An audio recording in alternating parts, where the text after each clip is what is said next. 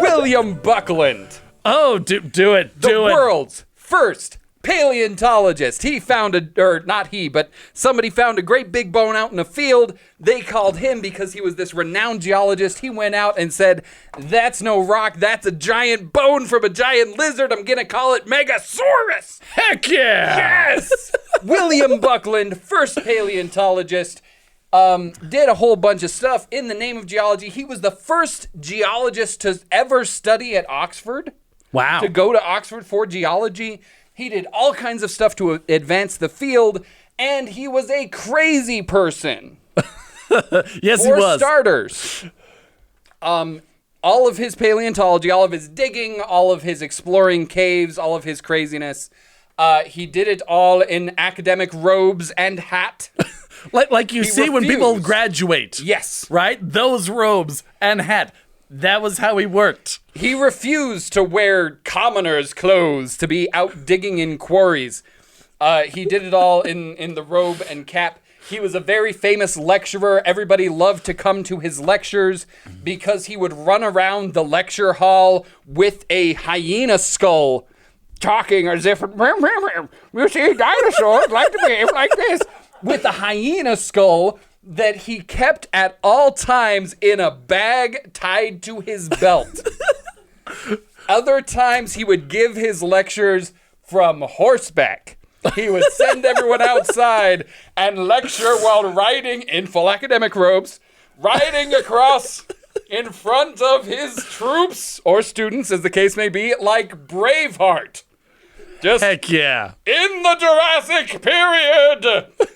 So that everyone could hear. He was a crazy person, but it gets even better. Him and his wife, they were both crazy, and it's adorable, like reading about them. They were both just absolutely nuts. And they would do things like he was sent a sandstone fossil that had footprints in it, and he was like, he wakes up in the middle of the night and is like, I think they're tortoise tracks. Honey, make some plaster. And he runs outside and gets his pet tortoise and brings it in. She has covered the living room table in plaster. And he sets the tortoise on the table. Because, of course, he already had a tortoise. Had a tortoise on hand. Because they had tons of animals on hand. They had tortoises. They had a hyena named Billy. They had hedgehogs, they had foxes, they had chickens, they had tons of animals, and they would let the animals eat each other so that they could see how it affected their poop. For science! For science! William Buckland had a horse that was so used to him getting distracted, jumping off the horse and going to look at rocks, that when other people rode the horse would randomly stop when it saw interesting rocks and wouldn't stop again until the people got off to look. Do you happen to know what that horse's name was? Because I'm claiming that as the first horse geologist.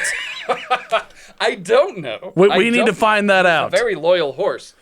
Now, finally, the craziest thing about Buckland, and the thing that's going to pop up if you Google him, besides the whole, he was a great paleontologist, he was a zoophage, which is to say he ate all kinds of different animals. All kinds. All kinds. People who went to dinner at his house reported eating things like porpoise, rhinoceros, puppy, mouse, hedgehog. He was a big fan of mice. Elephant. He actually really liked mice because he could trap them in his own house.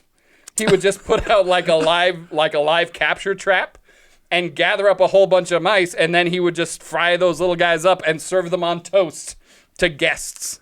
Mice on toast. His son actually famously ate a panther that had been dead for several days. He said it had a foul taste to it, but he couldn't tell if that was because panther tastes bad or because it had taken him a couple days to find out about the dead panther.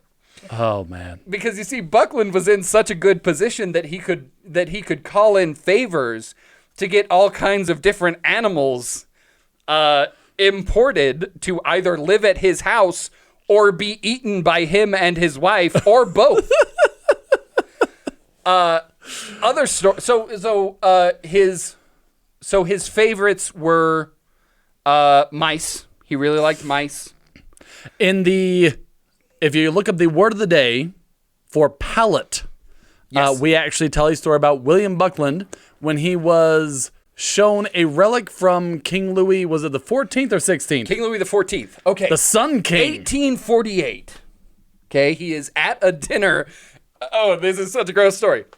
But you're right. We should wrap this up. Okay, 1848. He is at a dinner with a Lord Harcourt, and he has been eating and drinking a great deal. Okay. Not that he needed to be drunk for what he did. Not that he needed to be drunk for what he did. Clearly. He's about to do a thing. Lord Harcourt brings out this. He brings out this amulet, right? This silver locket. And he explains to everyone that the kings of France used to have their hearts cut out after they died. Their hearts would be pulled out and mummified as a relic for future generations. And Harcourt now reported that he had a piece of the heart of Louis XIV that he had discovered and purchased, and proceeded to pass it around to the various guests. It gets to William Buckland, and he opens it and looks at it. He says it's about the size of a walnut. He says, "I have eaten many things before, but never the heart of a king." And he and he eats it. He eats it. Now, King probably, jerky. Yeah. They said it was like dark brown. Probably he was just calling the bluff, because 95% Lord Harcourt had just been bamboozled by some guy that gave him like a piece of a pig heart or whatever. But maybe not, because it turns out, I looked into this, the mummifying hearts was a real thing. Oh my. We have, we literally still have the mummified heart of Richard the Lionheart. Oh wow. Mummified I was not king aware of hearts this. are around. So it is entirely feasible that this Lord Harcourt actually had the heart of somebody.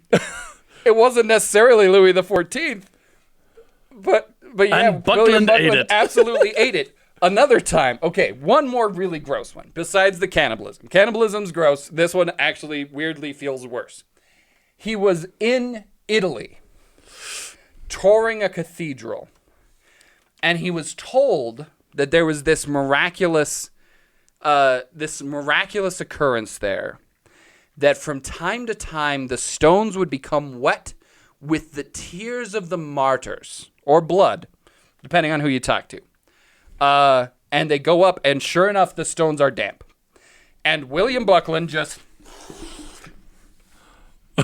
the puddle to Licks the the horror of his tour guide. He's like, "It's not tears. It's bat urine." Mystery solved. You're welcome. It's just common bad urine. This isn't a miracle at all. It's just my usual bat urine. Just All right. like every Tuesday. Okay.